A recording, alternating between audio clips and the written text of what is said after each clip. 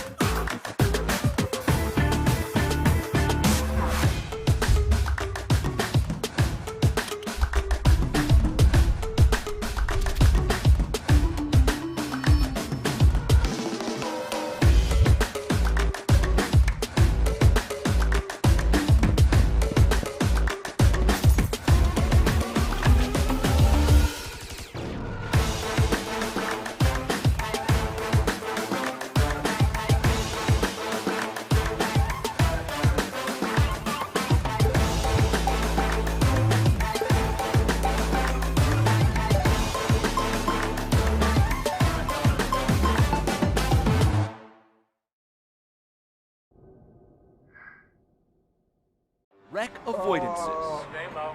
He's high, stay low. Daring passes. Oh, you're gonna get it. Silly jumps. Oh my god, a drive-through. The thrill of victory. They're against the wall. Good win, Mark. Stay low. And the occasional mishap. My sand crash. This is the DMLC Racing Channel. A new beginning with familiar faces. For the first time, Lionheart is going back to its roots. 18 races to determine who is the best and the most exciting form of auto racing on the planet. 200-mile-an-hour Indy cars, inches from disaster or glory. There can only be one inaugural champion, whose name will be etched into the Lionheart history books. Find out next. The Lionheart Speedway Series, presented by DMLC Racing Channel, starts now.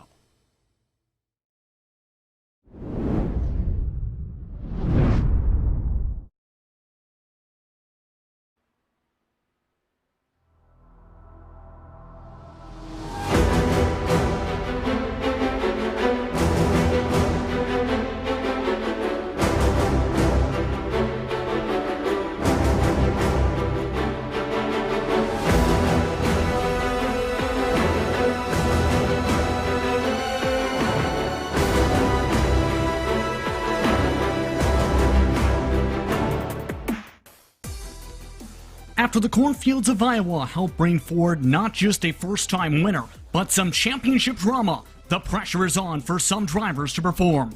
Barrett Rolfe and Alexis Newsom both endured horrific luck at Iowa Speedway, meaning they lose the benefits of some of their drop weeks. Now, as the Lionheart Speedway Series presented by the DMLC Racing Channel speeds its way to America's home for racing, the question remains, can they avoid trouble again? Or will today open the doors for some, such as Matt Taylor, Tony Shalvin, and Robert Malechka? We're about to find out. This is the KARNOX Charlotte 200 presented by Chris Fowler Racing. Hello everyone and welcome to RaceSpotTV and ESTV's coverage of the Lionheart Racing Series powered by HyperX, makers of premier gaming gear like the legendary ultra-comfortable Cloud line of gaming headsets. Whatever you play, however you play, HyperX knows we're all gamers. For more information on HyperX products, visit hyperxgaming.com and don't forget to use the promo code LionHRT15 for 15% off orders. My name is Justin Prince. Alongside me in the booth tonight is the setup wizard for the Lionheart Racing Series, Andrew Kinsella, with Arjuna Kankipati in the producer's seat. You can also follow along with our action thanks to our partners to follow your favorite teams and drivers in the virtual world of motorsport. Let's dive straight into our sim experience countdown to green, as boy oh boy, what a schedule it's been for the past couple weeks in particular, Andrew. Iowa brought some fireworks and now it's the home stretch. One more short track, 2.5 miles, and a big track to go. Yes, Justin, and what a schedule it is to close out this year. As you say, we've got just a little bit of everyone, or a little bit of everything to make sure that everyone is on their toes here to close out the year. We've got 7 drivers that are competing for this championship right now. That still have a legitimate shot at it, and so we still have all to play for here as we round out this schedule. That schedule is going to be so critical now, with drop weeks being factored in for many of these competitors, and as well, that triple crown at Auto Club Speedway to round out the campaign is going to be so pivotal if you want to contend in the driver's standings. Speaking of which, let's take a look at them, presented by the DMLC Racing Channel. We're entering today, it's Barrett Rolfe, who has the points lead, but because of that rough week for the Ascari Autosport machine, Matt Taylor, with the drops calculated in, just 2 points behind. Tony Shalvin remains within distance, Alexis Newsom drops significantly to 4th, and Robert Malechka still has 2 more races to close up to even himself out with his respective competitors. The top 5, and even to the top 6 with Alexander Vandersand, are so tightly packed where any mistakes from here on out could cause a massive swing. I'd even go so far as the top 7 with Joe Brandt. I think he does still have an outside shot at this if we see more fireworks like we saw at Iowa. And this is definitely one of those races where that can happen. So each one of these competitors in that top 7, they need to make sure that they're having a clean race here today and scoring maximum points to take advantage of this track. It's going to be so intriguing how that plays out, and in turn, how some of the organizations race amongst one another here at Charlotte. Speaking of which, the HyperX team standings. And one thing to note, one driver has withdrawn from the series, that is Chris Stouffer. So that will have an impact on said team standings. Adrenaline Motorsports has the advantage for now over Team Race First Red, then Factory Backed and Team Race First Black closely on behind. But there's a chance now, with one less driver to help that leading team's efforts, that could see some shuffling from here on out, Andrew, over the next few races. This is the gap that Race First and Factory Back needed to get into this championship fight here in the team standings, Justin. Adrenaline was so strong early on, but without Chris Stouffer, they've only got 2 shots in every barrel from here on out. It's only 4 races, and so they can potentially hold on, but this is a huge door open for both Race First and Factory Backed. It's going to be so intriguing to see how those 3 organizations play out. Race First Red, a ton of momentum recently. Factory Back with the majority of the polls this season as a group and contenders each week. And Adrenaline Motorsports, of course, their consistency. In turn, a lot of drivers have been rookies in the Speedway Series. Let's take a look at the rookie standings presented by Butt Kicker. And similar to what we've seen with the driver standings, many of the contenders are there for the rookie side. This rookie crop, though, has been so consistent across multiple Lionheart series this season with some of their performances in turn, Andrew. Absolutely. This has been a fantastic rookie season for many of these drivers here, and I want to draw particular attention to the driver at the top of the standings in Barrett Rolfe.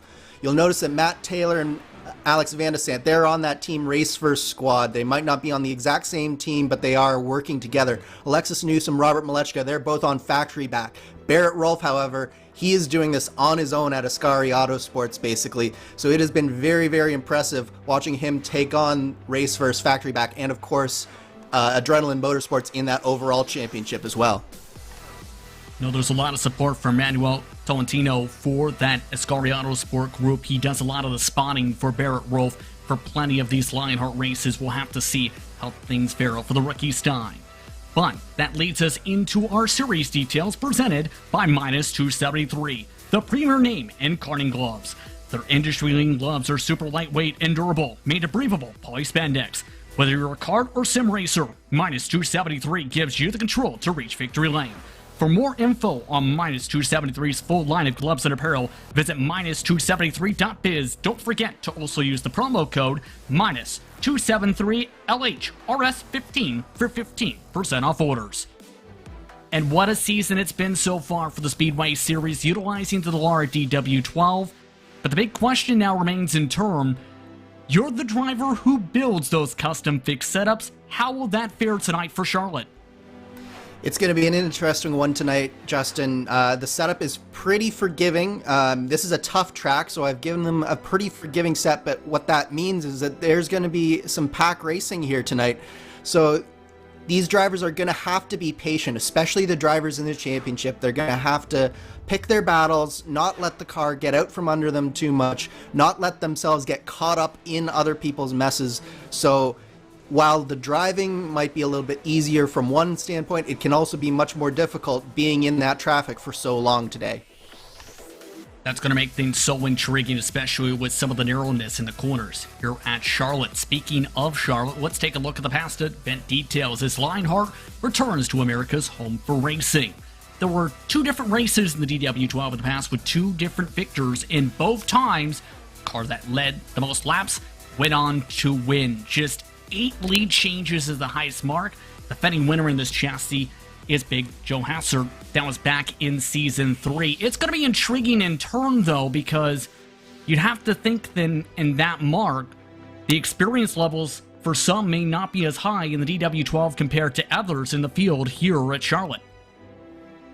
Absolutely. There are a few drivers here who have raced in some of those races here at Charlotte in the DW12, so that experience is going to be invaluable for them. The likes of Joe Branch and Tony Schowen, they're going to be on a little bit of the front foot here. They know what to expect from a racetrack like this, but at the same time, these rookies have done a great job preparing themselves. They've dove in with both feet into the practice races this week, and I believe that everyone in that top 7 is all in on this championship, so I think that everyone will come in here very prepared to for what we have to come here. All going to be intriguing tonight here at Charlotte Motor Speedway. Here, this track located in Concord, North Carolina. Let's talk about it a little more in depth. 1.5 miles is the distance for Charlotte Motor Speedway. It's been open since 1960 and hosts many prestigious races such as the Coca-Cola 600 in stock car racing.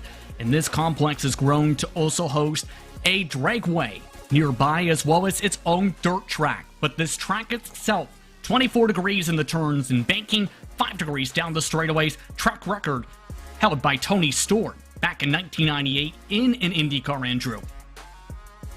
Yes, and this is actually a deceptively tricky track, Justin. So a couple of unique features of Charlotte compared to some of the other D-shaped ovals we have in America is the banking here, you're actually transitioning downhill from the banking onto the straightaway. So that means the exit off of 2 and the exit off of 4, it tends to throw the car towards the exit, and that's going to be a danger zone throughout this race, especially for cars who are hugging the inside with a car on the outside. That's where we might see a lot of people coming together. It's also a fairly bumpy track, and as you mentioned before, a fairly narrow track. So this is going to be a tall order for some of these drivers here today. Qualifying is now starting to get underway here at Charlotte Motor Speedway for tonight's Lionheart Speedway Series action. Taking a look at Alexander Vandersand, one of the first drivers to jump out on the racetrack.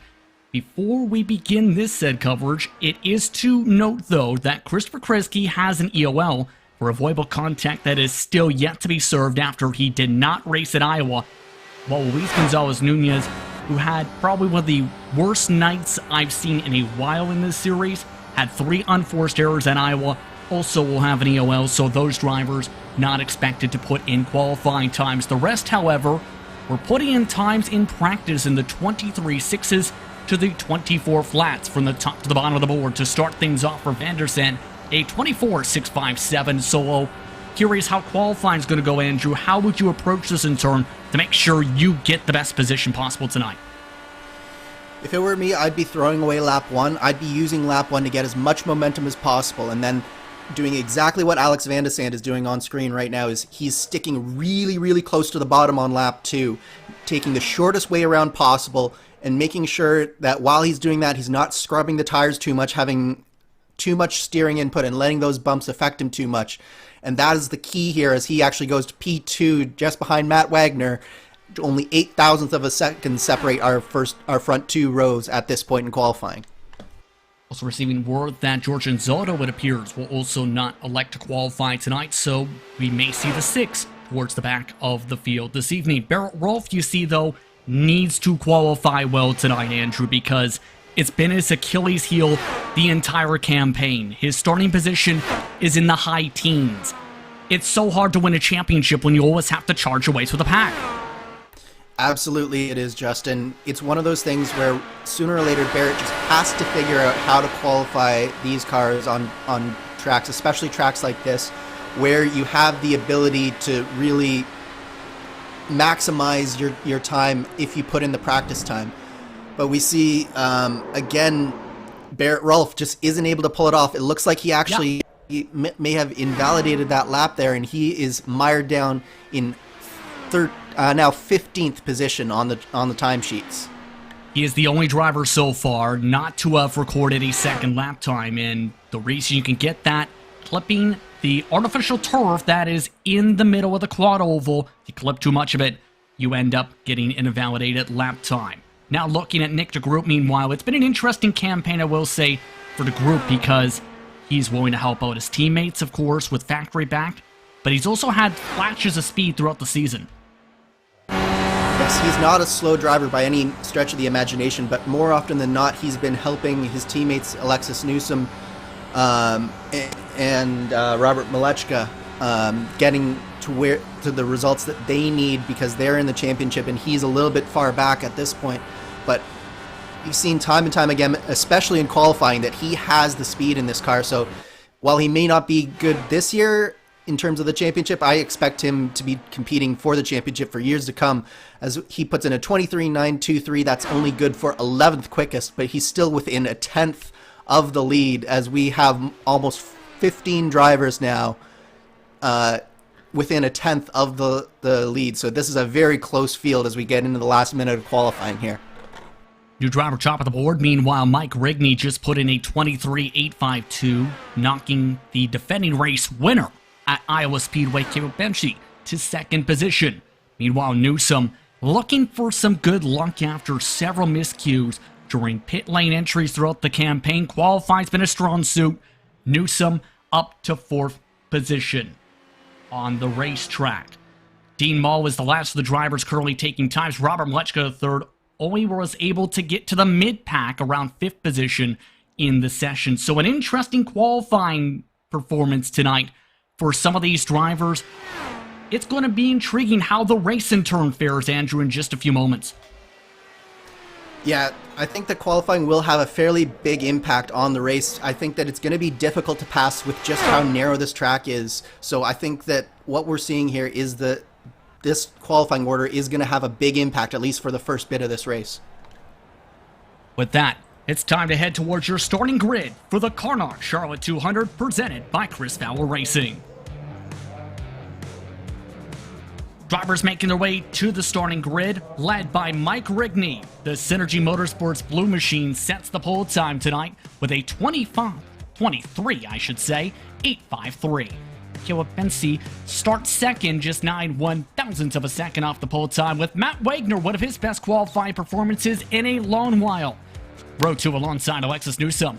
Robert Muchka third with one of the lower starting positions surprisingly this season in 5th, with Vandersant rounding out the top 6. Right behind him, it's Tony Schowen and Chris Fowler, with Dakota DeMade in 9th position. Matt Taylor will start in 10th position, just 5/100ths back, with Ron Hacker looking to rebound after an up-and-down week at Iowa alongside Craig Forsythe. Forsythe came just short in the Retro Series at Michigan. Jeff Gion starts in 13th with Trevor Malone in 14th, while Nick DeGroot starts 15th. Ken Hackers in 16th with Joe Branch and Charles Teed rounding out the top 18. 3 air drivers took times in qualifying. Alex Guyon, Dean Mall, and the shocker once more is Barrett Rolfe. An invalidated second lap sees him start 21st, the last of the drivers to take a time.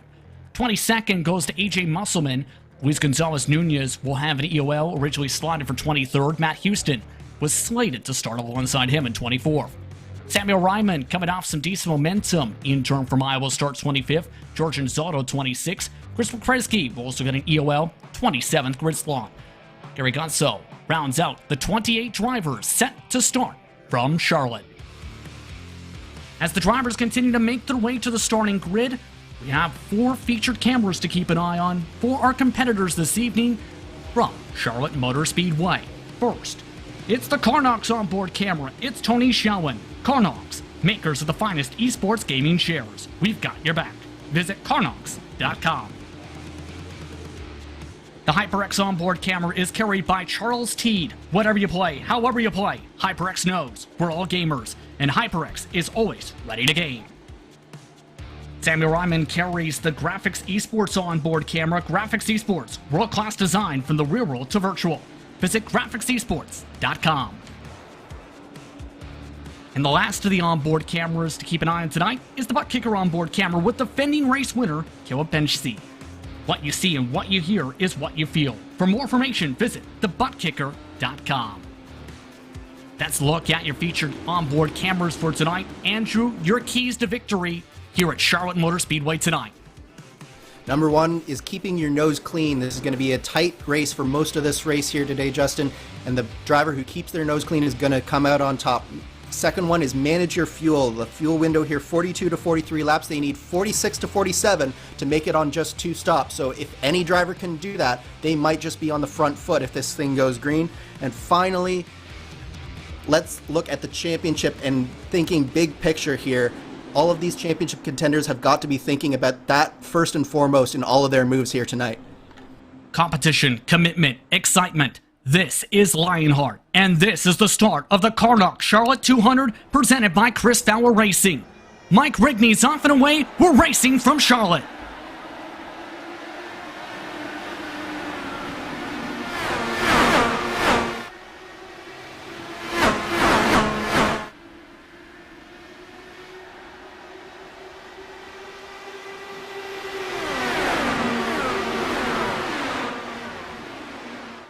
Battling side by side for second as Mike Rigney, who started on the pole for the first time this season, leads the first lap from Charlotte. 133 laps are on the board, but already most of these drivers are making it clear they want to defend towards the bottom, it seems, Andrew.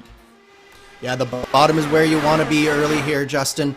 It's where all the traction is, and it's the shortest way around, so it's going to be very difficult for some of these drivers. They're going to have to start trying on the high side here soon, but they don't really want to do that. I think that the bottom, at least at the beginning of the race here, is where you really want to be. Quick note, Charles Teed slammed in the outside wall on the opening lap. You see in turns 3 and 4, too high on the opening lap, going 3 wide to the back of the field, and in turn, he's already in the pit lane getting damage repairs done. Again, just on the first lap, Andrew, not what Charles wanted to see.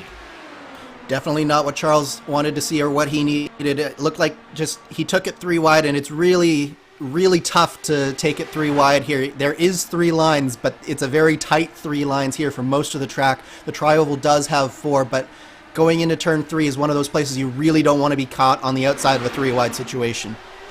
That was with Barrett Rolfe with Alex Guyon up the middle in that regard. Already starting lap 5, Mike Rigney continues to hold on to the race lead, trying to defend that bottom groove, but Matt Wagner and company continue to try and flare out a bit to the middle line to try and get side by side.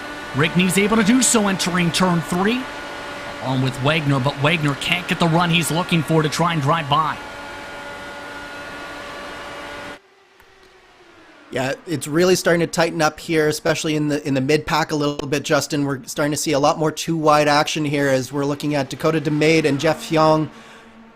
Jeff is trying to put it on the outside there, but he just doesn't quite have enough space. But Nick DeGroot is also trying to make that low line work below them. So it'll be interesting to see whether DeMade can sort of cover off both sides of the line here, so to speak, and keep them both at bay, or whether one will be able to stick a nose in and make it too wide for that 12th position.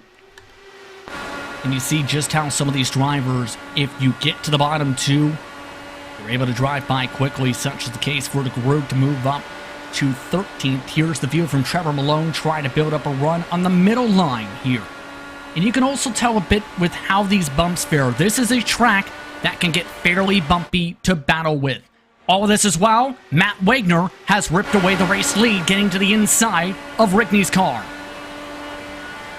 Yeah, great pass from Matt Wagner, and this is what we've seen from him a number of times this year, is he really likes to be in the front of the field. I think Mike Rigney, while he likes to be in front and likes to be near the front, I don't think he necessarily needs to be in front. But at the same time, he's really challenging Matt Wagner on the outside here through 1 and 2, and he might just take it back as we come onto the backstretch here. Some of the other drivers continue to shuffle about, utilizing the top line around the straightaway itself against the wall. It's worth noting your track conditions for tonight are seeing the track temperature increase a little bit as the rubber gets built up around the circuit. Started around 82 degrees Fahrenheit, all the way up to 83. That's 28 degrees Celsius. Air temp, 26 degrees Celsius or 78 degrees Fahrenheit. Partly cloudy skies. In Sim Day is iRacing Day, May 15th, 2021, already past 9 p.m. So, fully under the lights, Andrew, for this entire race. Fully under the lights, and it'll be interesting to see what happens with both the track and the air temp. We might see both the track and the air fall just a little bit as the run goes on here. But it shouldn't... Oh no, Tony Schoen is around! Caution is out for the first time, and it's a massive one. Several cars upside down. 4, 5 plus gather underneath the apron. Matt Taylor still flipping upside down, second in the points, coming in the driver's standings. That was Matt Taylor, that was Tony Schoen, that was a number of championship contenders right there caught up in that wreck, and it looks like that they both have some fairly substantial damage. Looks like Tony Schoen, and I can't tell who that car underneath him was. They just got a little bit too close off of 2. And just made some contact. Tony right around. It was, I'm getting a report, it was Caleb Bensey on the inside there. Just one of those things where 2 cars sort of went into one. I think Tony wasn't expecting Caleb to wash up a little bit, and at the same time, Tony came down just a little bit while Bensey was walking up. Matt Taylor, absolutely nowhere to go. Huge impact for him, and that's going to be some major championship implications for both of those drivers. And as you can tell, several more also included. DeMade, who has had some good runs as a rookie so far. Nick DeGroot, Schoen, Taylor, several more stacking on into the incident. Under caution for the first time today. Here is another look. And this will have an impact on the team standings. You have to feel too. Several race first cars involved, as well as a few of the Adrenaline Motorsports machines. Absolutely, it'll have an impact on that as well, although I will say that all 3 major teams were sort of represented in that, with Nick DeGroot getting a piece as well as for factory backed. So it might not be as disastrous for some of these teams as it first looked, but at the same time, major change early in the race, especially because that was so far up the field that happened. But looking back on track, we did have some pit stops under that caution, Justin, and only 4 drivers stayed out. That's Matt Wagner, Mike Rigney, our top 2, as well as Sam Ryman and Matt Houston. Now, we know that Sam Ryman and Matt Houston have done this before, and they have potentially pitted with 1 to go before the caution ends. It'll be interesting to see whether they do that here, or whether Mike Rigney and Matt Wagner staying out with them will tempt them to stay out as well. And here's part of the reason too, Andrew, that could be so critical is you mentioned the fuel could go as long as 46. Some of the projections were seen to as low as 42, 43. And there was a projection window that seen drivers potentially having to come in with about 4 or 5 to go. This stop takes that uncertainty out and makes it a 2-stop race for everyone who's taken service completely. Yes, absolutely. So I do like this play, especially for the guys like Robert Malechka, who now that Ryman and Houston did come in with 1 to go here, they've basically lost almost nothing compared to the top 2, and at the same time they have fresh tires and a full tank of gas that'll get them to the finish of the race. Right now, Matt Wagner and Mike Rigney are still praying for a little bit more caution to make their strategy work, whereas the rest of the field here, they have no real fuel worries, at least so far as this strategy is going right now. Lights are still on top of the iRacing pace car as well, since Charles Teed was multiple laps down and out of the race at the time of the caution flag. Matt Taylor has lost several laps as a result of the incident. Dakota DeMay currently getting damage repairs after his respective incident. He had lost his full front wing as a result of the accident and had to tow a few stops before his stall. Tony Schowen also getting significant damage repair. Ron Hacker has lost laps getting repairs as well.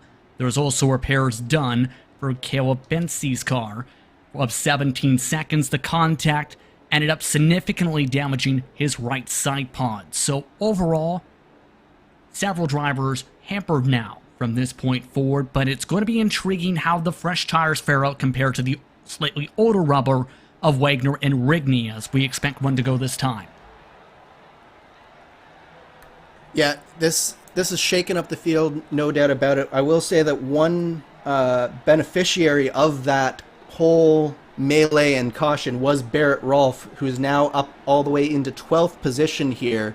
So that has really benefited him in his march through the field. He hadn't been making too many places up. He did make a few positions, but he hadn't been going too far up the field.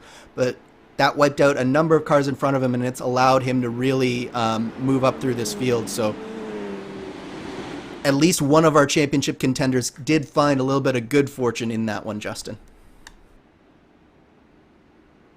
Indeed, it's going to allow Barrett Rolfe in turn the chance to try and gain some more positions off the restart. Remember, 3-1 the first lap. That's seen the end of Charles Teed's race early on in term. So to reset your top 10, it's Wagner, Rigney, Malechka to the third, Newsom, Fowler, Van der Sant, Forsyth, Malone, Gian, and Branch. Your top 10, your biggest movers so far, and Zoldo and Kresge. They're up 10 spots respectively. Most spots lost. And see, with the significant damage in 15th, that's a minus 13. But coming to the start of lap 16 this time by 118 to go. From Charlotte Motor Speedway, iRacing pace car dropping off this time. Green flag waves up towards the stand. Field in the hands of Matt Wagner. We're back underway.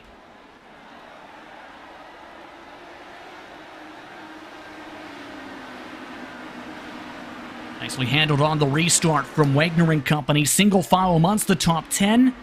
Everyone gets back into a rhythm here at Charlotte Motor Speedway. Several drivers already trying to get side by side. Barrett Rolfe, not a surprise, is among the first of them trying to make moves. Nearly squeezed into the fence by Hacker.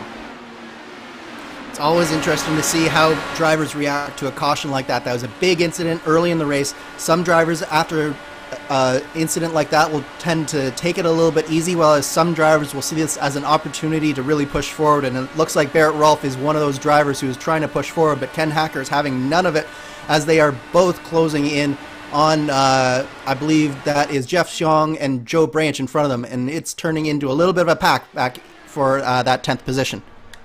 How much do tires matter? How about Robert Malechka the third already taking the race lead away? Alexis Newsom trying to follow suit. That in turn built up after side-by-side the previous lap, and Malechka the third just stuck the bottom and ran off and pulled away by 2/10, coming through that corner to pass by Wagner and company. Yes, tires definitely will matter here. As the run goes on, you you will see that the drivers will have to stay off that bottom line. So right now, when the tires are fresh, that's where a lot of these moves are happening, and why drivers are trying to stick to the bottom as much as they can right now, because they know it won't last for a long time.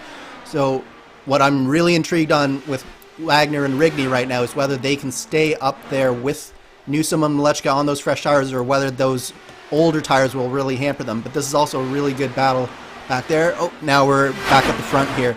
Yeah, so you'll notice that Wagner and Rigney, they're running just a little bit higher, especially on entry into these corners here, trying to get a little bit of that clean air on their nose, trying to get as much downforce as they can, because those tires just aren't working quite as well as the tires on the two factory-backed cars in front of them. Looking at this race lead group as Wagner and company trying different lines. For Alexis Newsom, this good start to the race is so critical because the past few rounds have been disastrous for that car. 20th, 22nd, 22nd in 3 straight races. This is all while, too, the difference between 8th and 9th as well has already blown up, Andrew, to 1.4 seconds between Malone and Rolf. Yes, when Joe Branch and Barrett Rolf and company were all fighting together, that really slowed them up. They had a couple of very, very close moments there, and Barrett Rolf and Ken Hacker did manage to get around Jeff Zhang and Joe Branch, and it's cost them, as you said, almost a second and a half. So that's going to be a big dent in Barrett Rolf's hopes. I'm sure that he was hoping to be much closer to that group in front. Right now, he's got to try to find a partner to work with to try and find a way to get back into the draft of that leading group of 8 cars and get into Trevor Malone's draft right now. That's his number one concern. Meanwhile, all of these guys back behind him, they've sort of nicely fallen into line for now at least. And so that's at least going to help Barrett Rolf in his quest here.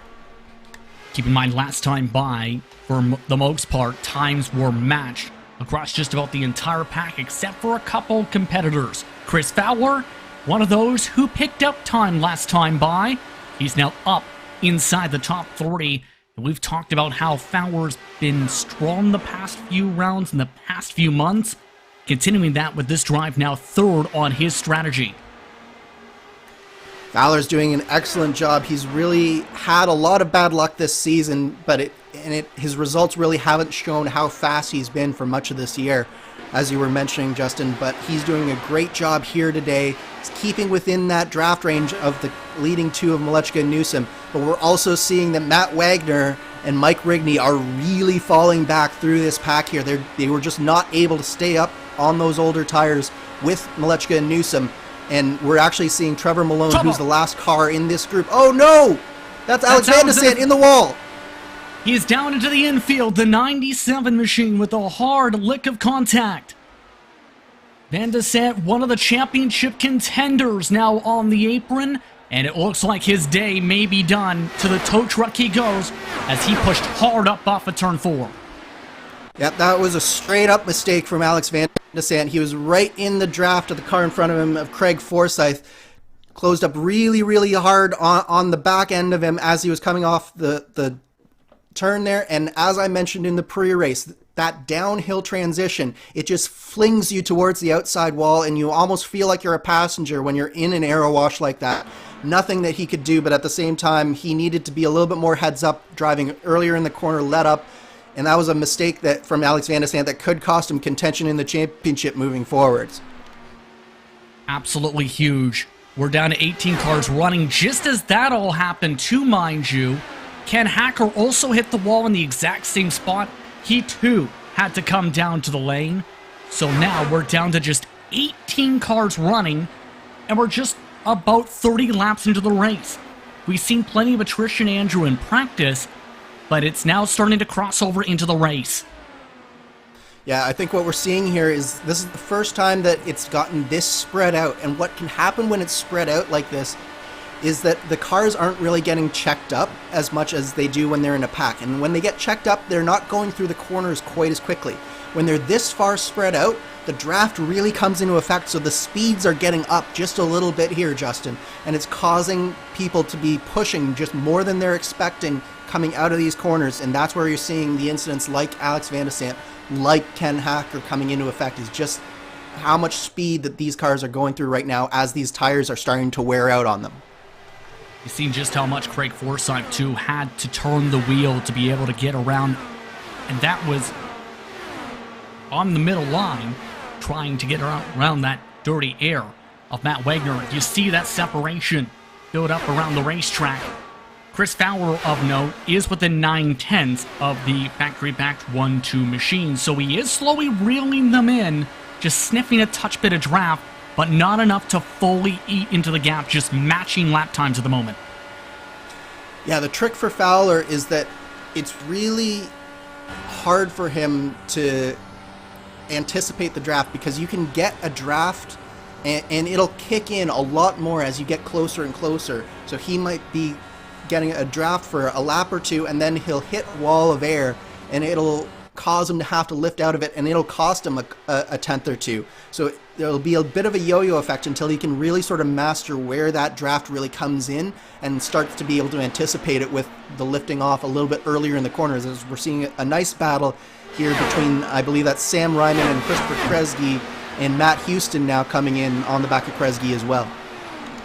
And I will take this time to mention Samuel Ryman started competing in Speedway Series events, Andrew, a few rounds back, and he's actually in turn come away with some strong finishes, with being able to avoid attrition and in turn some smart strategy. Take the Pocono race, for example. He came away with a top 10 run in that quietly after he saved a lot of fuel before getting to the checker. One of the things I've always respected about Sam is how well he takes care of his car. He does the smart thing so often in a race in being able to take care of his car, and he's just one of those drivers who will always be around at the finish. And he just does a great job of that. As we actually have seen now, Matt Wagner has actually been able to come back around Craig Forsyth here. They were having a little bit of a battle.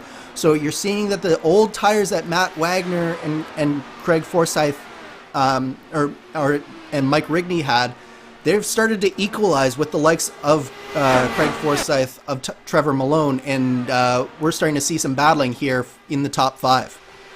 Downside is they've lost the toe of the top 3 by more than 2 seconds already, as Forsyth tries to get on clear with his fresher tires. Lap times in the 24.3s and 4s at the moment. Trevor Malone, Mike Rigney are also in this respective pack. And you can tell just how difficult it gets to be with passing on older tires, because Wagner's now making the outside work to defend. Yeah, the outside will really come into effect later into these stints, Justin. You can only hold the bottom for so long because it takes so much grip and so much downforce that you need to be able to stay down there. So what happens is the line will move up the track as the run goes on. But then the other trick is that ultimately clean air is the best place to be. So you see that Craig Forsyth just got a whole face full of dirty air through 1 and 2 there, and it caused a big checkup and almost gave Trevor Malone an opportunity to go on the inside there. Also was given a bunch of dirty air in 3 and 4 as well. As we take a look at the Sim Experience driver profile for Craig Forsyth, and his time in the Speedway Series has been impressive so far. 13 starts, 5 top 10s, 2 top 5s, still looking for that elusive first victory and first pole. First start, of course, came at the start of the season at Twin Ring Motegi. His best finish has been 4th at Chicagoland. And keep in mind, he has shown flashes of speed throughout the campaign. He's performed higher than that 4th place mark in a few different rounds. And also when you swing in the fact that he nearly came away with a Retro Series victory at Michigan, he's got some good momentum heading towards his direction. He described that Michigan victory, Andrew, as a win despite finishing 2nd. Yeah, lots of momentum for Craig Forsyth, and I think that Michigan near victory, as you mentioned, that's going to be key for Craig Forsyth. Is he now has some real experience of what it's like to put together a full race and really perform for the entirety of a full-length race here in Lionheart. And that's so important to get that type of experience, because it just teaches you the little things that you need to do throughout a run and throughout a race to get that little bit extra and to turn those top fives into podiums and into wins. By the way, this entire grouping is starting to spread out a little bit once more. Barrett Rolfe is the 5th car in this train, also trying to find the high line. He's gained 13 positions. He's now the official biggest move of the race so far at +8 from his starting spot after his qualifying troubles. And keep in mind, Barrett's had to do this all season, Andrew, with how he's qualified. Sometimes has had some bad luck, sometimes he's been able to charge for the pack and take the lead in 6 laps. Today, it's the in-between of that. Yeah, I think today he benefited from a lot of good luck from that caution. He was able to avoid the melee in front of him and really benefit from that. But I think what you're seeing now is, now that he's in the top 10 here, it's gotten a lot more difficult for Barrett Rolfe. He hasn't really been moving too far forward, in fact, from where he started this last run. I believe it was in 11th place or 12th, around there. And for the last 20 or so laps, he's been sort of stuck in this group, as we actually, I believe we just heard the call from Matt Wagner. So that is that strategy of Matt Wagner and Mike Rigney. Wagner is coming down to pit road this time on lap 46. So that will just be enough to put him in the window for one more stop. But it'll be very, very tight for Matt Wagner here. Keep in mind that includes the pace laps too from the previous caution, so Wagner's in. Mike Rigney able to extend his run on forward a little bit further with 87 to go. Mike Rigney also indicating just now over the radio he plans to come in this time by for his service, and that's an intriguing way to enter the pit lane. Andrew, the difference there. Wagner pulled off the banking out of 4. Rigney sacrificing time by pulling off on the apron in turn 3. Yeah, that's an interesting strategy. He must not be confident coming off the banking in turn 4 there, but it's a much slower way of getting into pit lane, so that's going to cost him a good 5 or 6 seconds, I would estimate, in fact. So it's a bit of a puzzling one for me. I think if it were me, I would be practicing and making sure that I can pit in off of 4 nice and safely here, because it is definitely much faster than what we just saw Mike Rigney do. Yeah, that may take him out of the contention of the lead group. He was just a little bit behind Matt Wagner before the stop. To put for comparison, Wagner just zipped on by him and is already pulling away by more than a corner. Speaking of pulling away, Robert Malechka III pulled away with the clean air, is running now a 10th a lap faster than Newsom. In turn, the lead has grown to 2 seconds, while Craig Forsyth elects to come in after just 37 laps. Yeah, this is an interesting call from Craig Forsyth. He is right in the window to make it on 44 laps from here. So it's not too out there a call. I think what he's trying to do here, Justin, is he's trying to utilize the undercut a little bit, trying to take advantage of fresher tires and maybe get a little bit of a draft going here as he exits pit lane and just try to make up some time on the people around him, get him on a little bit different tire strategy, and leapfrog some guys and maybe get towards that leading 2 or 3 with Malechka, Newsom, and Fowler after the pit stops have cycled through.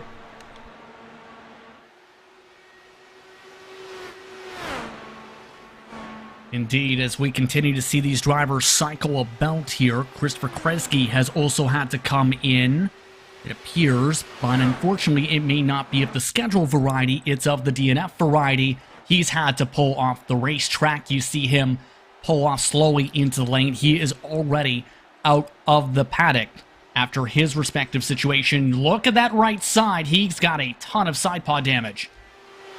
Yep, a lot of right side damage for Christopher Kresge. Looks like he had already hit the wall once and nearly hit the wall again, and I think the car was just so ill-handling that he decided to pack it in. And that type of damage in the W12, it's really, really difficult to race with, especially at a 1.5 miler. You get a lot of drag, and the car starts to do some really bizarre things with the aero, doing some weird stuff for you. As we look at the battle between Joe Branch and Luis Gonzalez-Nunez, Luis Gonzalez-Nunez, in fact, is really another driver that I want to highlight, has been doing a very good job here today. We've seen sometimes he's been a little bit on the aggressive side. Today he's sort of been much more patient, and he's running a really solid race here, and he's now put himself up into the top 10, Justin.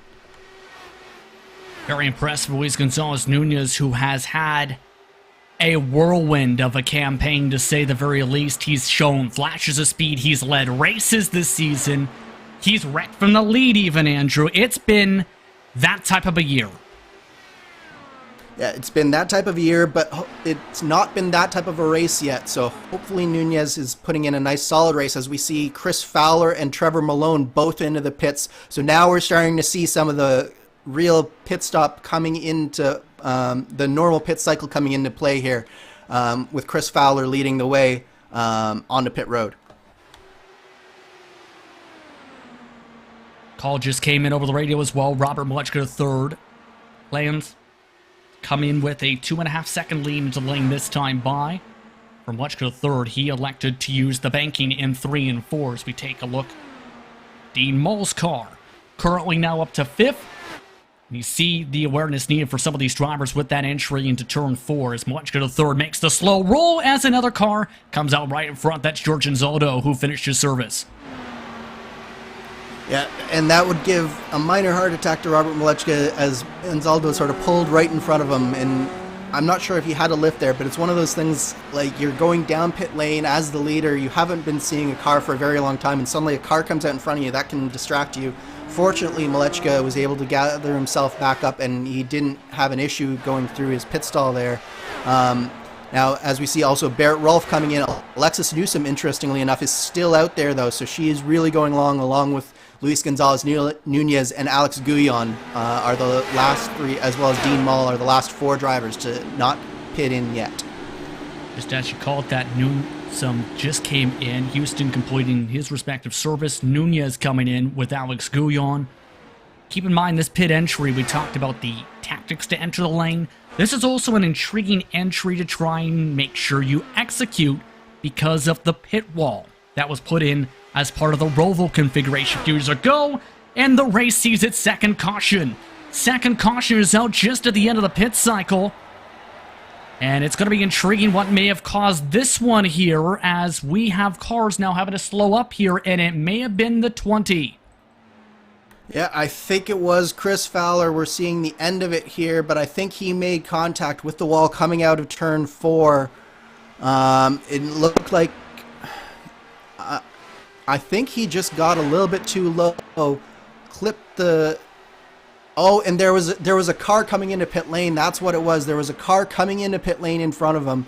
He was taking the inside line, and then there was a slow car coming in there, and it looks like he just went straight up the track to avoid him, and then straight into the outside wall, brushed the wall, and then he's just along for the ride across the inside there, and brings out the caution as he was trying to get it slowed down there.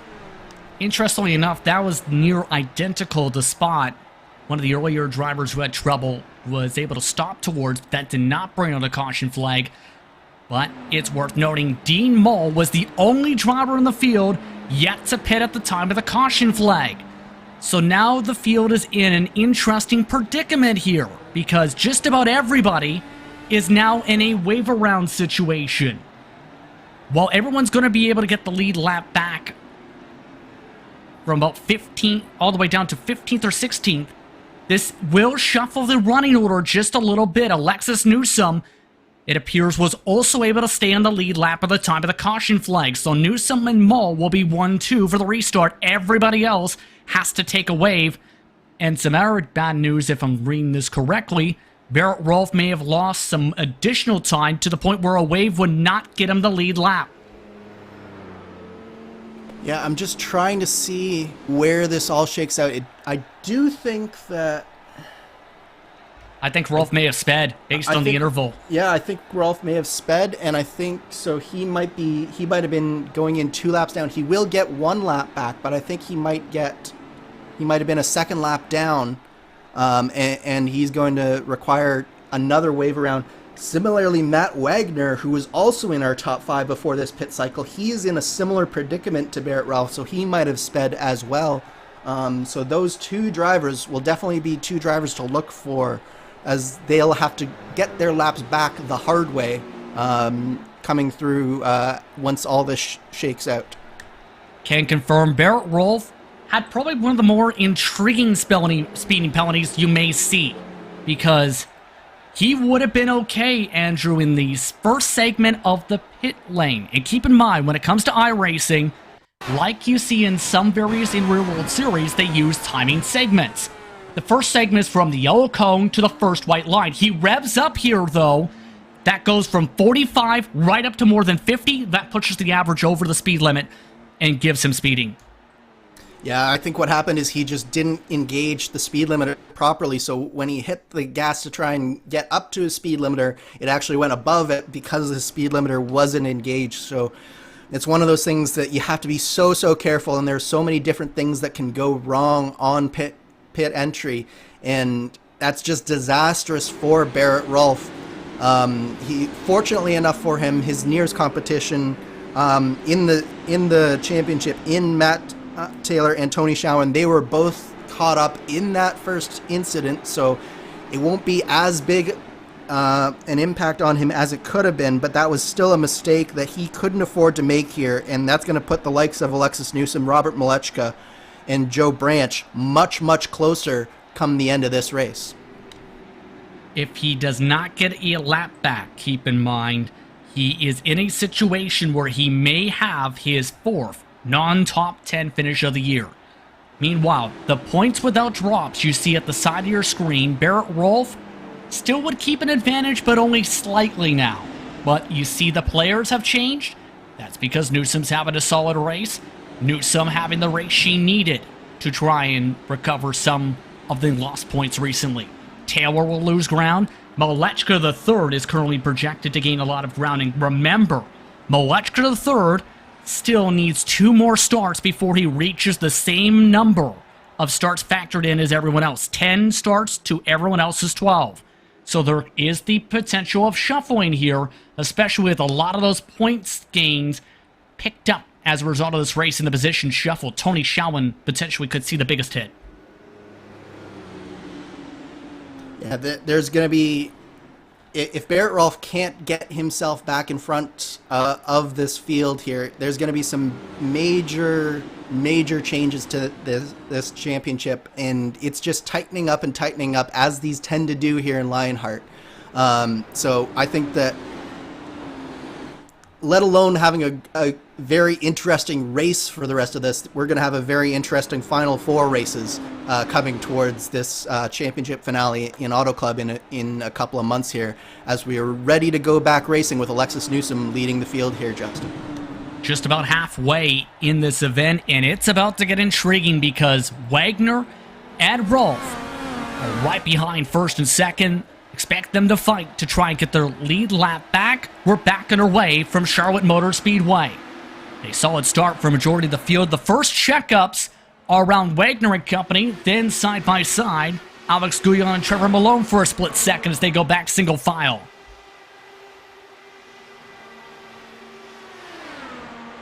See several of the drivers in the mid-pack trying to fight for the edge of the top 10 currently. Of note, Robert Malechka III has already passed by the lap traffic to close up towards the draft of the top 2. That's all while the fighting in turn, Andrew, has allowed Forsyth to basically pull away from everybody else by nearly a second already. So, sorry, Justin, we missed something on on that last pit cycle that I think is going to be key. Barrett Rolfe, when he knew that he wasn't going to take a wave around, he actually went down on pit lane. So he is now actually 2 laps down, not just 1 lap down, but 2 laps down here. So that has even put him further behind the 8 ball. So he now has to make up 2 laps on his own. I'm very puzzled by why he took that extra pit stop there. I'm confused now too, actually, because that is an intriguing decision in turn. So that could have major ramifications for how this could turn out unless he gets some luck, especially depending on how these drivers fight in front. It's now Newsom of the race lead. Mull still falling out behind Malechka III. But the lap down cars stay to the bottom. Wagner nearly slides up into Dean Mull. This is all well too.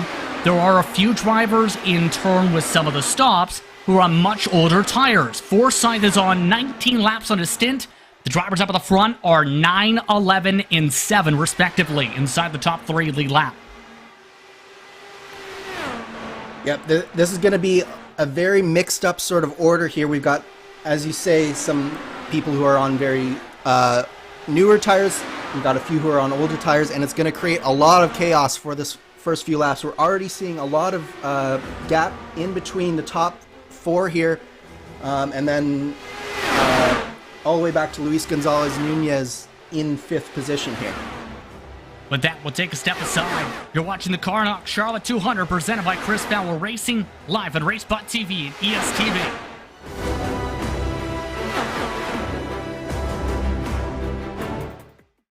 Wreck avoidances. Stay low. Ease high, stay low. Daring passes. Oh, you're gonna get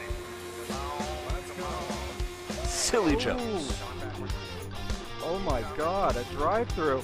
The thrill of victory. They're against the wall. Good one, Mark. Stay low. And the occasional mishap.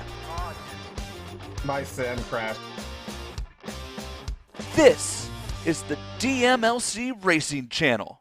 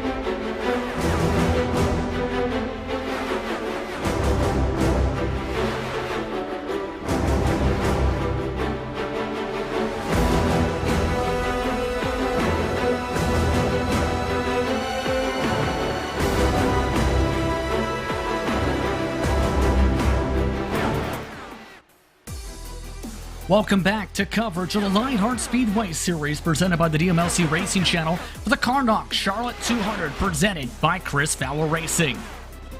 My name's Justin Prince alongside Andrew Kinsella with Arjuna Kekapati in the producer seat as we are within the final half of this race. Live time and scoring is available at RaceSpotTV/Indy to keep up with your favorite teams and drivers.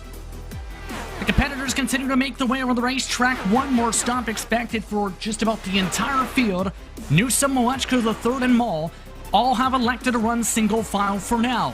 In turn, with the help of some of the lap traffic, they've broken away by more than 2 seconds from Luis Gonzalez Nunez and Trevor Malone.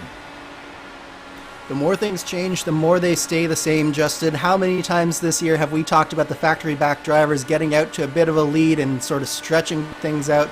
And more often than not, it's Alexis Newsom and Robert Malechka controlling the field from the front.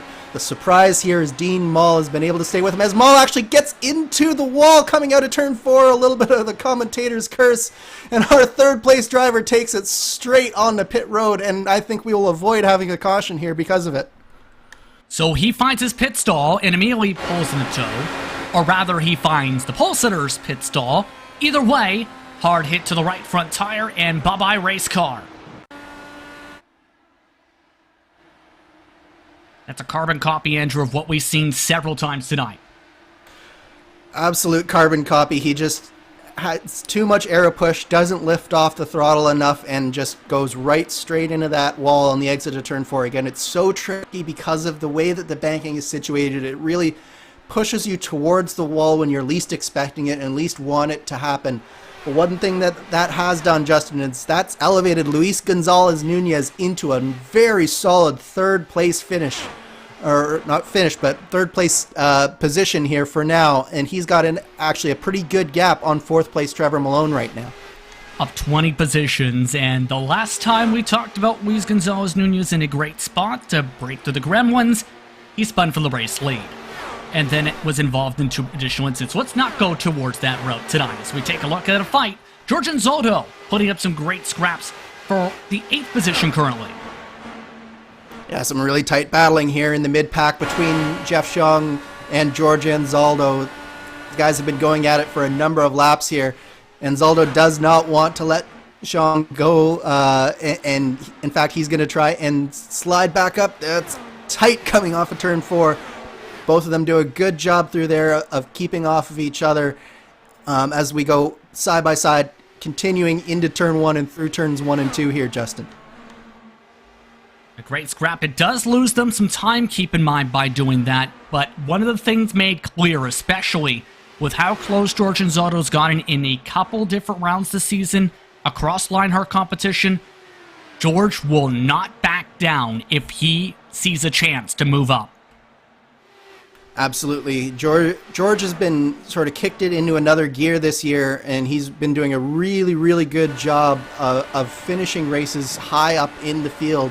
Another driver who we're riding on board with who does a good job of just hanging around and then suddenly he's there at the end is Joe Branch, as we see him working over the 08 of Alex Guyon here. This is for, I believe it's 6th position. Joe Branch is the lone Adrenaline Motorsports car left in this field after Tony Schowen was taken out in that first incident. And so it's very important for the Adrenaline Motorsports pair that they score as much points as possible with Joe Branch here. So it's very important that he stays out of any potential conflict and really keeps his nose clean, but really maximizes the points both for his own championship hopes and for the team championship.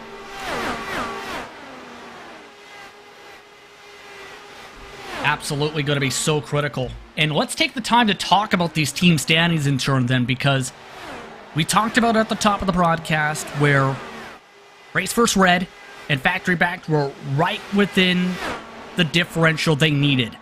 And tonight has shown to be a good example of if things stay the way they are, they may close it up to under 100 or so. Again, it's Schowen and Branch, the only 2 who were in the field tonight for Adrenaline Motorsports, and that's going to be a major swing. Yeah, all that Joe Branch can do right now is finish as high as he possibly can, but with Newsom and Malechka really controlling the field from the front, it's going to be a tall order to keep those 2 backed, and I do think that Factory Backed is going to go forward substantially.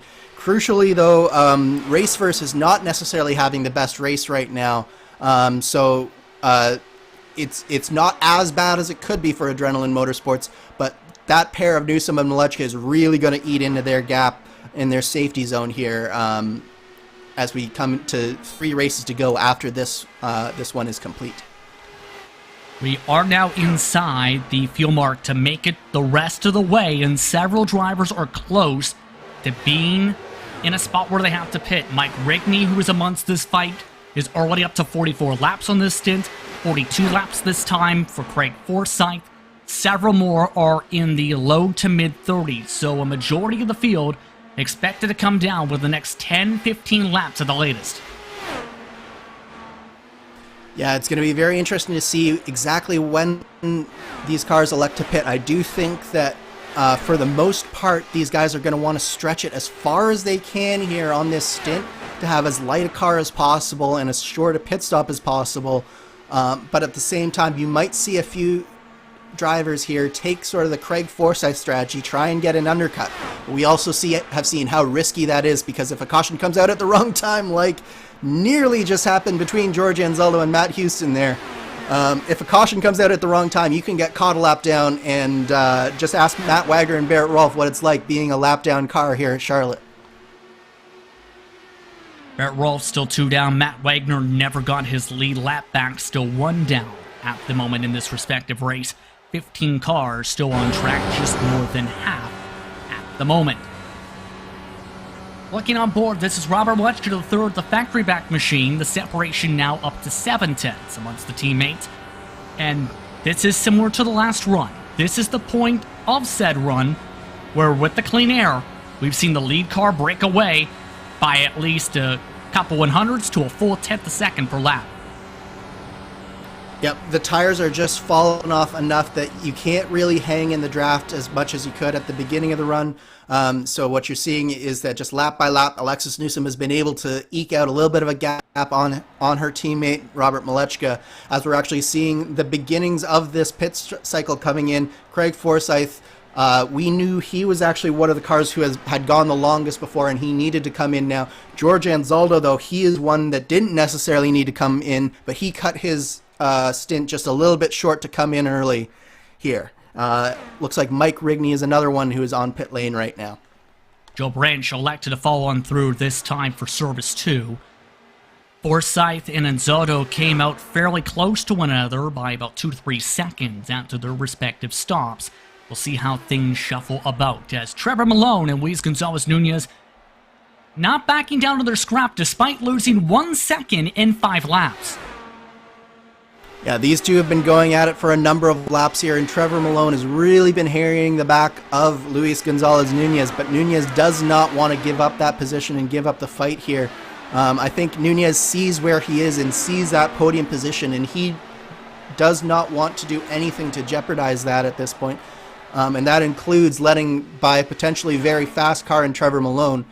Trevor Malone, incidentally, is another one, Justin, who has been very impressive, not only in this series, but in some of the Speedway Series races very recently. He hasn't had the best luck in either series, but Michigan in particular was a good example of Trevor Malone doing a very good job up front for a very long time, and he's, again, put himself in very good position in this one.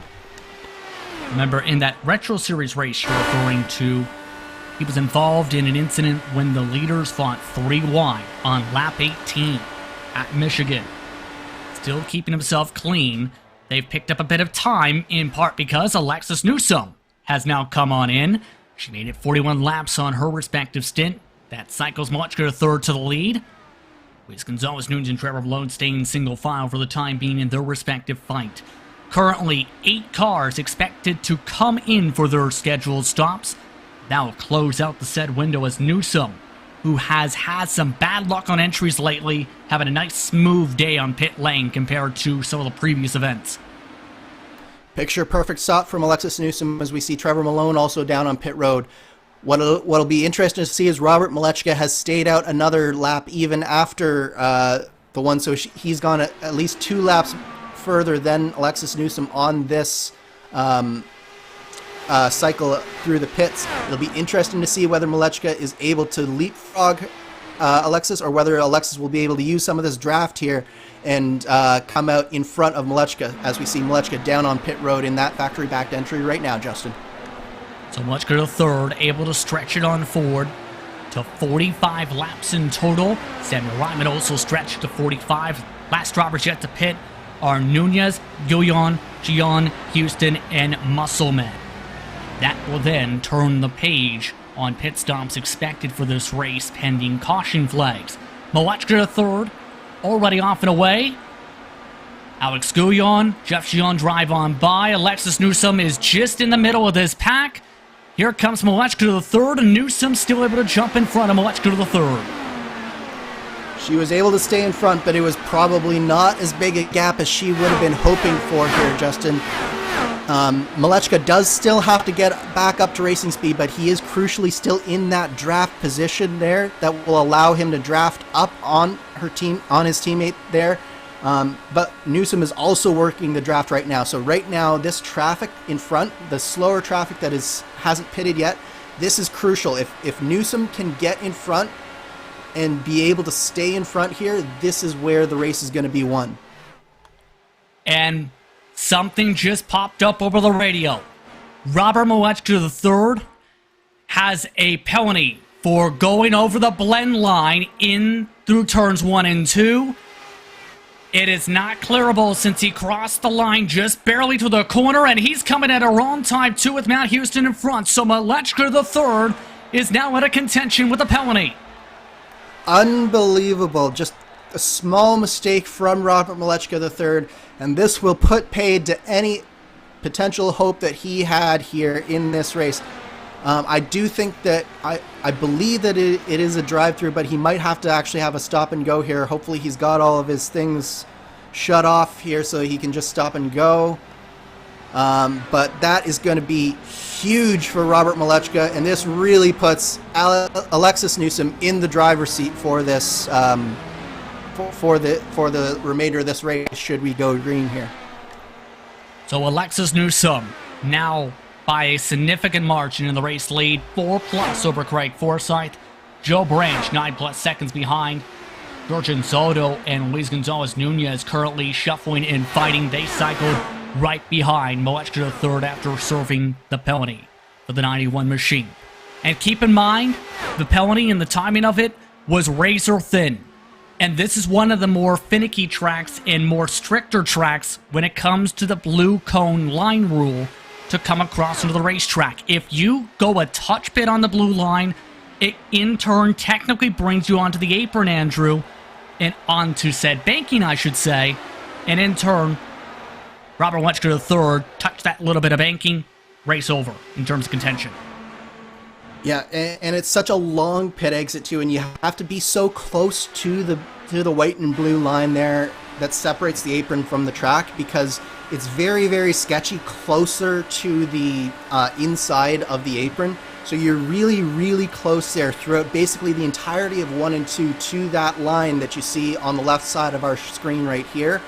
And I think that that is what caught out Robert Malechka. But as we look at this battle for second here, we have Craig Forsyth is a little bit in front, but for third here we have Joe Branch and Luis Gonzalez Nunez and George Anzaldo just a little bit behind.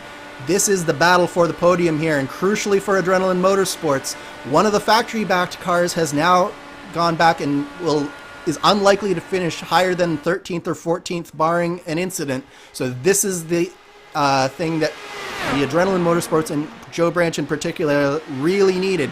He's up there fighting for a podium spot, and he's really going to be able to mitigate some of the damages to Adrenaline Motorsports in the team championship now. Keep in mind with this pass you just seen moments ago, Luis Gonzalez Nunez, fresher tires by 8 laps.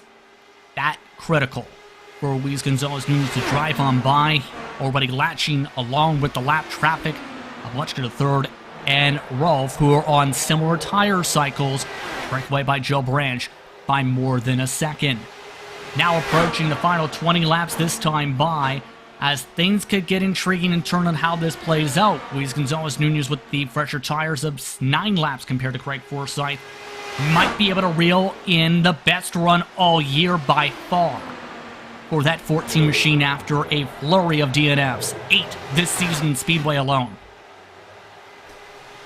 It's been a great drive from Luis Gonzalez Nunez, but it's not over yet. He still has 20 laps to go, and one of the things that we've seen is he has made a few unforced errors here. So what we really need to see from Nunez here is a little bit of patience, especially right now when he's in the mix with some lap traffic here. He really doesn't and can't afford to get too mixed up with them. He's got to be really focusing forward on Craig Forsyth and really focusing on bringing that car home, be it in second or third right now.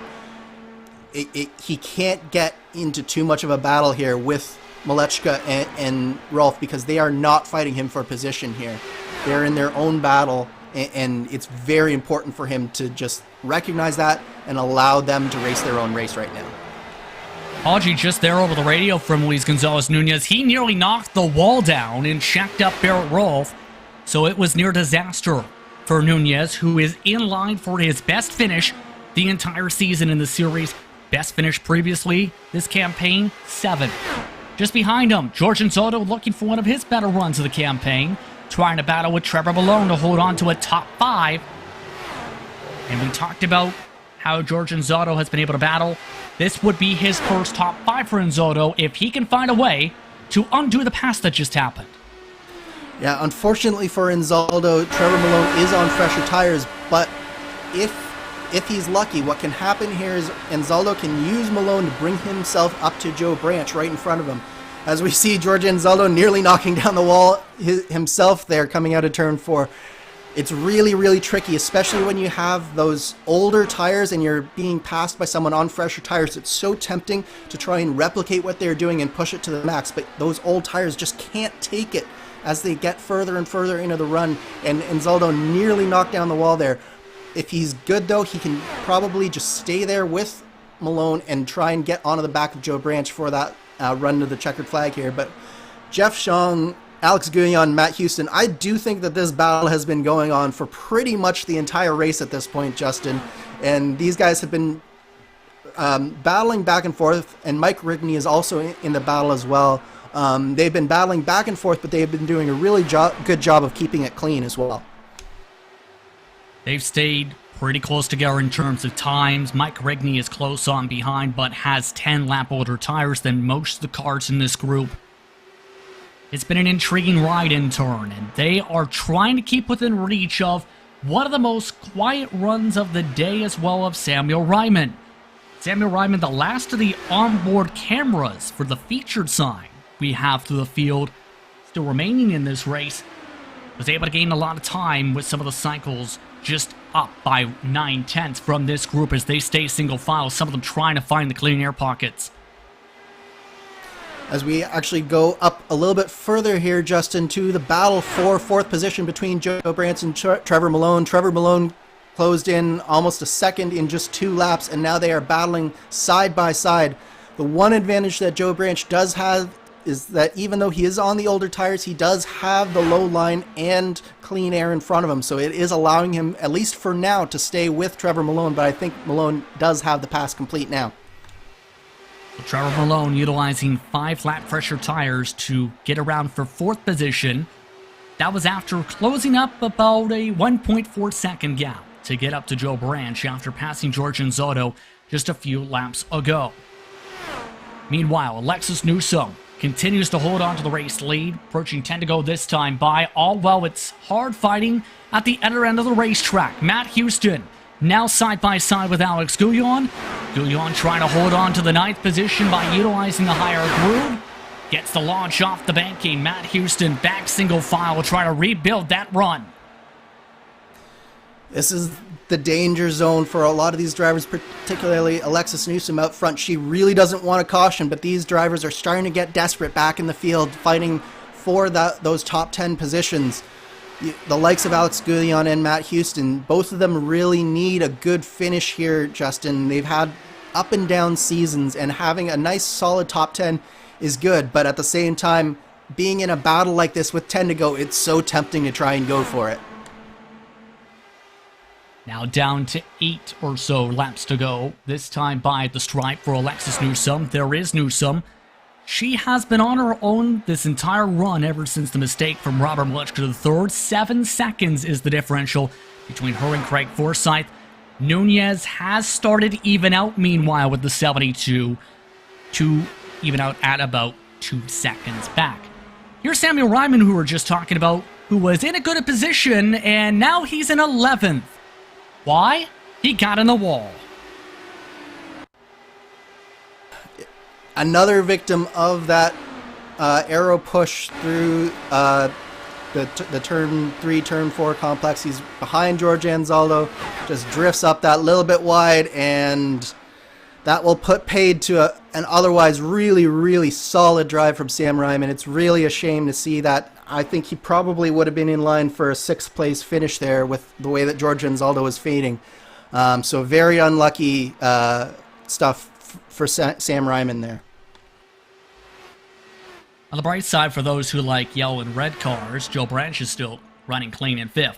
Right behind him still, hard fighting for now 8th for Guyon, Houston and company. George Enzotto has fallen back into this grouping and has already lost a spot to Jeff Gion, who's been able to pull away by several car lengths. Matt Houston trying to take advantage of a checkup, forced to lift himself. Alex Guyon Now trying to peek to the outside, and Zotto blocks the run though towards the outside, under 5 to go. This is the closest battle on track, and what a battle it is. George Anzaldo trying to hold on to those older tires. Alex Guillon really wants by him, and Matt Houston and Mike Rickney are just sitting there waiting to pounce. Oh, they This is touched! going to get very tight. They touch coming off of turn 4. Everybody checks up. It looks like we've gotten away with it for now, though, Justin. No damage to Alex Guillon, who hit the back wing of Anzaldo. Matt Houston, though, drove away on the high side. Houston now up to 8th position. As they reset, Anzaldo tries to take the clean air away from Matt Houston. Under 3 to go this time as the leaders continue to see their lead crumple up. Side by side behind us, Rigney trying to take advantage of the checkup for 9th. This is some great battling. Rigney on the older tires as well. He is trying to take advantage and has gotten by Alex Guillon. Meanwhile, Luis Gonzalez Nunez is still having a solid run here, and he is closed to within 0.8 of a second to Craig Forsyth, but with only 2 laps to go, it's, I think, going to be a little too late for Nunez as we go to 1 to go with Alexis Newsom right now. Alexis Newsom has had some horrific luck the past few rounds after having several consistent finishes. Pit entry became a major disaster for the factory back machine. She finished 20th or worse in 3 straight races. Alexis Newsom breaks the cold streak tonight. Checker flag wave, she wins the KARNOX Charlotte 200 presented by Chris Fowler Racing. Alexis Newsom jumps into victory lane for the 3rd time this season, with Forsyth and Nunez 2nd and 3rd. 11 cars round out the lead lap in a thrower with several twists and turns and several ramifications to the championship tonight. That was a wild race, especially to start with, but a dominating drive from Alexis Newsom. She did exactly what she needed to do. No mistakes. Didn't put a wheel wrong this entire race. Even as her teammate made mistakes, she did exactly what she needed to do. Was the fastest car on track for most of this race, and a well-deserved winner, Justin. She gets to celebrate, and this is the run Alexis Newsom needed with how the championship had been faring out. This is all while the fireworks go off. It's worth noting for Luis Gonzalez Nunez, you can tell he's pumped up too. He's doing burnouts with Newsom on the front stretch. This has got to be a relief for Luis Gonzalez Nunez. He's had so much bad luck, some of it self-inflicted, some of it just a matter of circumstance, but he's finally got the monkey off his back. First podium in Lionheart, and well-deserved. Great drive for our biggest mover on the day in Luis Gonzalez Nunez. Celebrations now wrap up from Charlotte Motor Speedway, and what a race it was. This race could have ripple effects for the remainder of the season, with several championship competitors seeing themselves tumble in the KARNOX unofficial race results. Alexis Newsom takes the checker flag by 8.6 seconds over Craig Forsyth, while Luis Gonzalez Nunez gets the best finish all season in Speedway Series competition for him, his first podium, 9.2 seconds behind. Trevor Malone comes away in 4th position with Joe Branch rounding up the top 5, waving the flag for Adrenaline Motorsports. Jeff Sheehan was able to hold off some hard-charging cars to get to 6th, with Matt Houston, Mike Rigney, and Alex Guillon ending up getting around George Anzaldo in the final few laps to round out the top 10. AJ Musselman was the last car in the lead lap in 21.8 seconds behind. A quiet night for the Team Race vs. Black Machine, while Samuel Ryman knocked the wall down and went from a top 10 run to 12th. Also a lap down, Robert Malechka III. The blend line rule penalty could become major, to say the very least, in the championship standings after tonight. Matt Wagner quietly ran well tonight, but also went 1 lap down in 14th. Barrett Roll 15th with Dean Mull 16th. He was the first DNF with Chris Fowler crashing to the infield. 17th place is where he ends it. Christopher Kresge comes back to competition to 18th place. He finishes, while Alexander Van Descent crashed. That brought him to 19th, 106 laps down. Around the same time as he hit the wall at turn 4, Ken Hacker did the same. Hacker, however, finishes 1 lap below him in 20th. Rest of the field, Ron Hacker, 21st position, 114 laps down. Hill Bensey after winning at Iowa, got involved in a massive one early in this event for 22nd. The drivers involved in the big one, Dakota DeMay, Tony Schowen, Nick DeGroot, Matt Taylor, while Charles Teed hit the wall early in this event. On lap 1, he only made it about a lap and maybe a few feet. Gary Gutso did not take the start. Mike Rigney gets the fastest lap at a 23.732. Let's look top to bottom at your KARNOX unofficial race results and brings us into our HyperX post-race show, because the Lionheart Racing Series is powered by HyperX, makers of premier gaming gear like the legendary ultra-comfortable Cloud line of gaming headsets. Whatever you play, however you play, HyperX knows we're all gamers. For more information on HyperX products, visit hyperxgaming.com, and don't forget to use the promo code LionHRT15 for 15% off orders. With that, let's dive straight into HyperX Victory Lane, where Alexis Newsom breaks the cold spell. She celebrates win number 3 of the campaign in a critical time. Alexis, big performance tonight. Finally, you break a spell of 3 straight sub-top 20 finishes. Yeah, it feels good to finally break the streak of bad luck and taking myself out. Just try to be careful tonight. And it showed with the speed as well. Now, in terms of this performance, though, this helps you win the championship. What's that now like, knowing you performed how you needed to for the Drivers' Championship? Yeah, I honestly thought I was out of it, but pretty much everyone who I was fighting against had a bad night tonight, and well, being able to pull out a win on the night like that, take advantage of every opportunity. I think I might be back in it now, but still a few races left. Indeed there is. Congratulations, Alexis, on the victory. Thanks. Alexis Newsom back in HyperX Victory Lane after a cold spell of a few weeks, while Craig Forsyth finished second in the Retro Series, finishes second now in the Speedway Series. Craig, you described that finish at Michigan as a win. You back it up with a strong performance in Speedway. How are you feeling tonight at Charlotte? I can't believe I avoided those the early incidents. I mean, the early incidents, avoiding those were what changed the whole course of the race, because, it was really close. I felt bad for Matt. I mean, I can't remember who it was that spun sideways in front of us, but I just happened to be the lower car at the time, so I was able to get down onto the apron, and he wasn't able to get low enough to get around him. And then, but with the separation, Chris was able to get past Matt Wagner early on, and I just got stuck behind him. So the RaceFirst team made the decision we were going to pit early there, and hope the new tires would get us back up to them. And sure enough, got back around, and then of course the caution came out, so that sort of negated all that. At which point it was just drive and hope like heck we could get a good result, and we sure did. You sure did. And how difficult was it to try and fare special with the aero wash tonight? Because the Achilles heel, it seemed, for the field was turn 4 exit. How difficult was it to try and make sure you didn't join the victim list of smacking into that wall?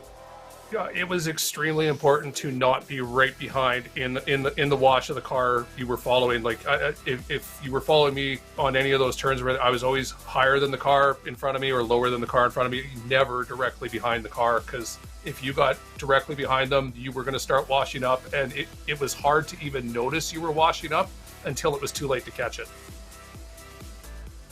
Made it so intriguing to turn how things played out. But now, with some good momentum over the past few days in Lionheart competition, what's your focus now like with just a few races left in the Speedway Series? It's the points at this point. The points don't matter. It's just the podiums, getting the results on the race. So it's caution to the wind. Get to the end of the race with a good result. Congratulations tonight, Craig, on the run. Thanks, Justin. Craig Forsyth from 12th to 2nd this evening, but the biggest mover was Luis Gonzalez Nunez, up 20 positions and finally on the podium after some of the worst luck we've seen for anybody in Lionheart this season. Luis Gonzalez Nunez, you're finally a podium finisher How are you feeling? I really still like shaking, like feeling. I don't know. I can't believe it. I start on the back of the field. I thought, okay, I wanna start to the back, so I don't wanna be in trouble. But I don't know. I still I cannot believe it, really. But yeah, was tough. It's a really tough championship I have. But this is, for me, it's a winning. It's a winning. We've seen that enthusiasm with the burnouts with Alexis Newsom tonight, and how difficult has this season been, in your opinion, especially with the 8 DNFs coming into tonight and finally breaking that spell this evening? It's hard. It's hard when you're go to the cockpit, just focus to, okay, let's do something better than the last time, and something happened. So it's like, okay, let's see next time, like a Pocono, or like the first round in Motegi. I was on the first, I started on third, I was third, and after out of the fuel, same for Richmond, sorry, same for Milwaukee. It's many races, like I feel like a disappointment myself. It's not about the other people, but it's about myself. But now it's like everything is like races or change the page, and everything's new. So I know it's gonna be maybe good for now, but this is, for me, it's a winning. I win the race, so just for my mind. So really, I'm really happy for the result and everything, really. Now, you mentioned Richmond as well. That, funnily enough, is the next race for the Speedway Series, October 25th, the HyperX 175 at Richmond, 233 laps. How do you look to build that momentum now that you've broken through? Go ahead. Yeah, I think so. I'm gonna start chill. I don't wanna be in trouble. Like I said Richmond, but it was a Milwaukee. So Richmond, Milwaukee is the same short oval. So I wanna be chill and just keep the results. So this is my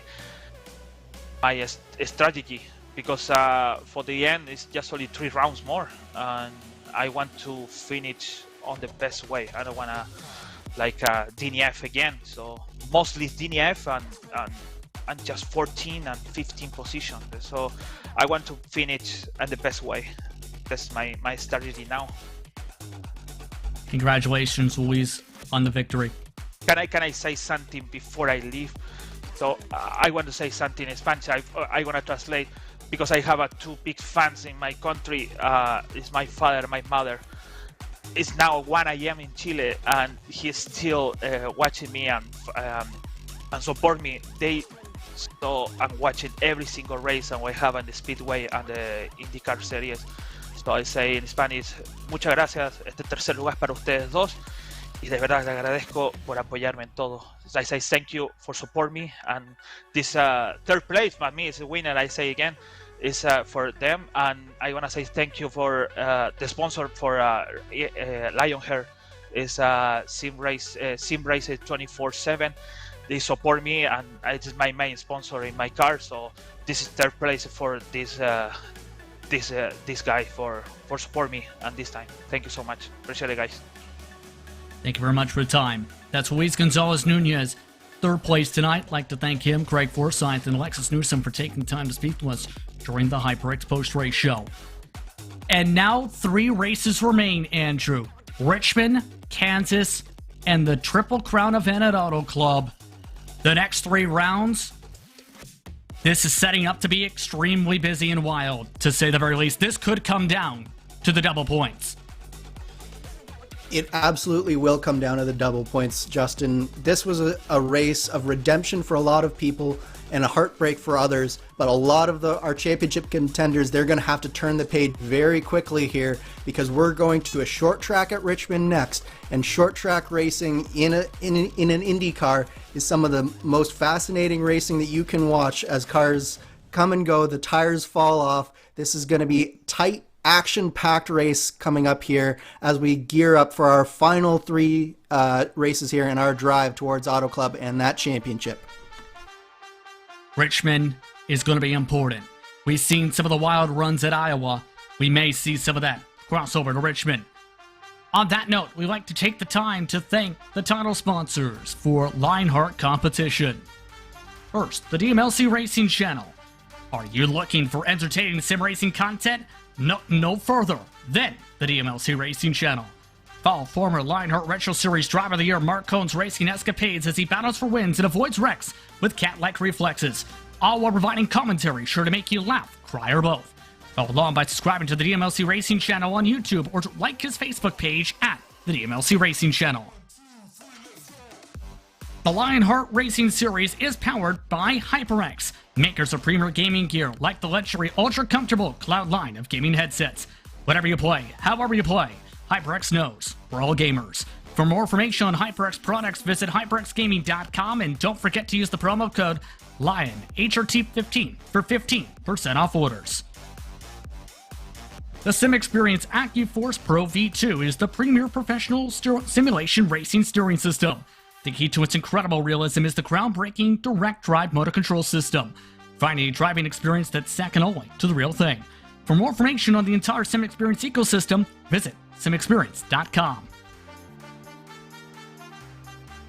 For sim racers, the Butt Kicker Gamer 2 or Simulation Kit adds the missing driver-to-car connection, bringing more realism to your sessions. By accurately responding to in-game audio, you can feel the track like never before, providing increased vehicle handling and faster lap times. Are you ready for the most immersive experience in sim racing? For more information, visit thebuttkicker.com and don't forget to use the promo code LION2021 for 20% off orders. Minus 273 is the premier name in karting gloves. Their industry-leading gloves are super lightweight and durable, made of breathable polyspandex. Whether you're a kart or sim racer, Minus 273 gives you the control to reach victory lane. For more information on Minus 273's full line of gloves and apparel, visit minus273.biz and don't forget to also use Minus 273 LHRS15 for 15% off orders.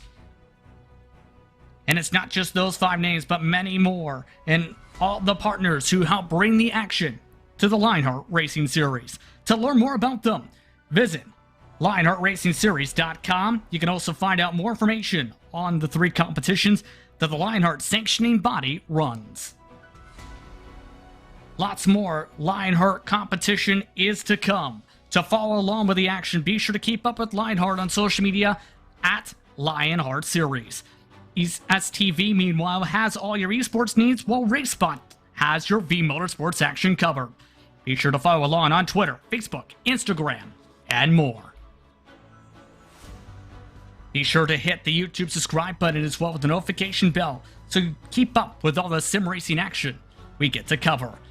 The next time the Lionheart Racing Series hits the track is this Wednesday for its IndyCar Series. They'll be traveling north of the border to Canadian Tire Motorsport Park for the 2021 edition of the Patrick Taylor Memorial Grand Prix of Motorsport, presented by Clipping That Apex. That takes place once more October 6th, 10:35 p.m. Eastern Time, 7:35 p.m. Pacific. With that, it's time to say goodbye. For Esteban Balu, for Arjuna Kankipani and Andrew Kinsella, I'm Justin Prince. Thank you for watching RaceSpotTV and ESTV's coverage of tonight's action. Congratulations to Alexis Newsom, your winner from Charlotte Motor Speedway. Enjoy the rest of your evening. Good night.